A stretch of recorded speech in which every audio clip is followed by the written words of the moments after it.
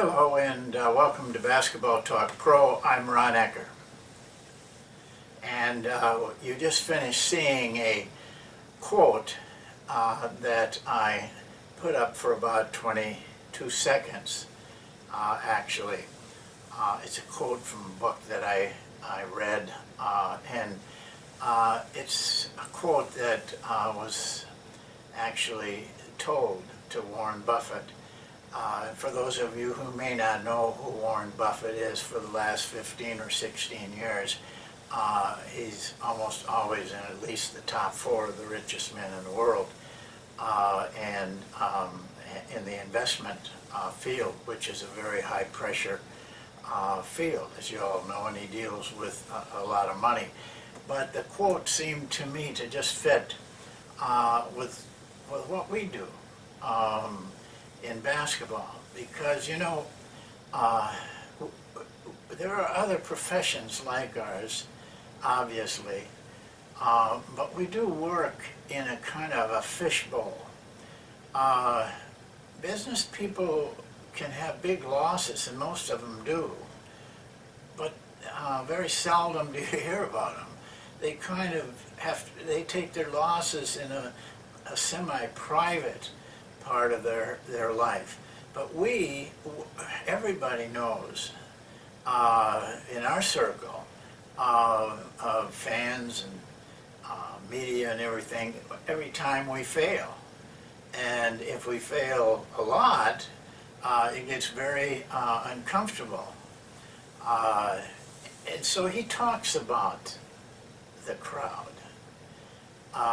And he makes a kind of to me, a very strong statement. You are neither right or wrong because the crowd disagrees with you.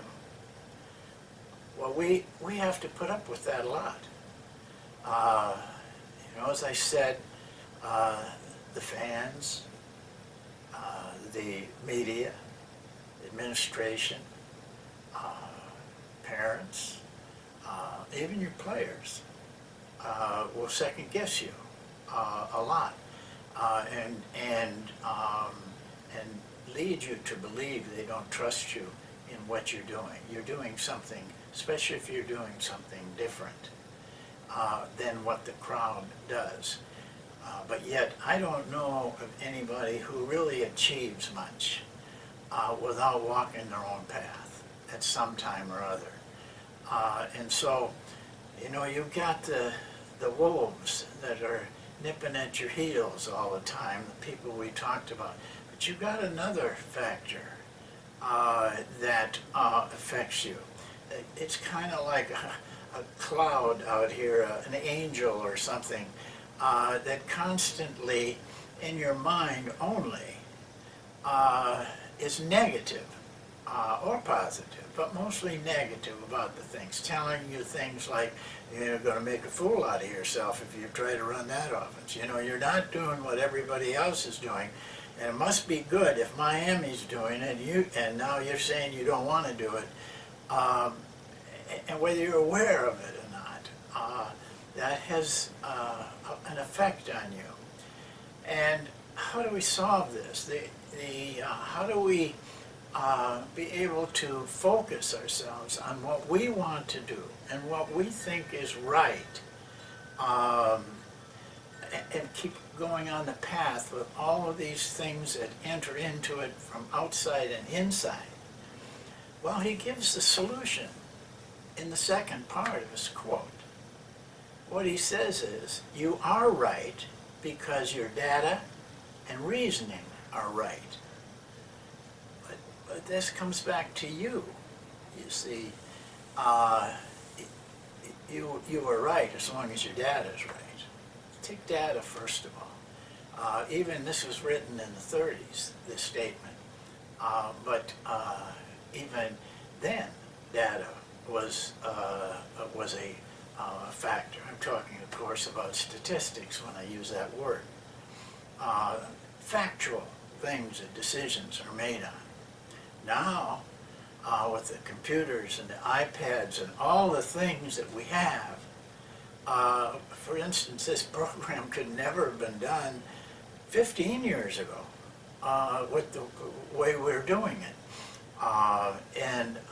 So we have to make sure that what we use as data, what we use as our factual material, the real facts, are correct, and they're appropriate to what we're doing, that we're not presenting data and using that data when it has no effect on what we want to accomplish with our team and our players. But then he tempers it, because we're not all scientists. We're also people, and he tempers it with reason. Your thinking, your feeling, that is what you think is right. My advice in that area is try to discipline yourself to use what is a very simple word, common sense. You won't go wrong very often. Don't go off on glorious tangents all the time. There's nothing wrong with having some boldness, and nothing wrong with trying something that no one else has tried. But temper it with your good reasoning, your common sense, so that you balance the data with your intuition, with your instincts, what they tell you. Well, if you can do that, what I think you'll find is that you can walk down that path that you want to walk with confidence. When you do the homework of compiling and studying and factoring out things, then eventually you have a feeling of confidence that just overtakes you, and you can go ahead with that confidence. So I think even though it's a different field, it was a good advice in my mind from some people who really knew what they were talking about. Well, this is our 50th program, and the first program I told you I was going to try, I promised in fact that I would reach 50 at a minimum. And of course I'm going on because I said that a couple sessions ago. In the future, we'll keep everything the same. I am going to make one minor change, and it really isn't a change, and that is this. We have grown quite a bit in the last month and a half. So those people that are coming on now and listening to these don't have the benefit of being there at the beginning when a lot of things were said and talked and certain topics taken. Of course, they're all in the archives. But my plan is this, is as we were growing, is to go back once a week and have one of our former programs. We'll probably take them in the same order that we took them as we got here. And it has two advantages for us. One is that these people that are just coming on can hear what was said and worked on earlier, and grow with us. And secondly, I think it's always good to go back to what you've dealt with.